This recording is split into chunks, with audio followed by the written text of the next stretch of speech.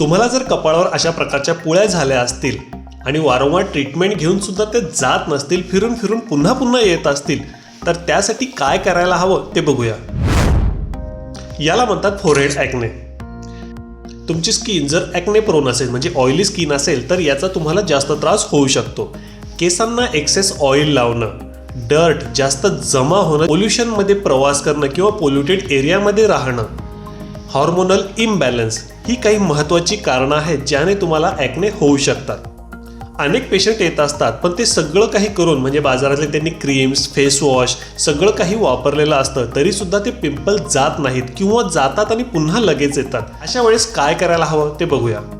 Over the counter मिळणारे salicylic acid किंवा अँटीबायोटिक्सचे creams, बेन्झोइल peroxide, ॲडॅपलिन यासारखे प्रोडक्ट तुम्हाला मार्केटमधून लावायला अवेलेबल होऊ शकतात.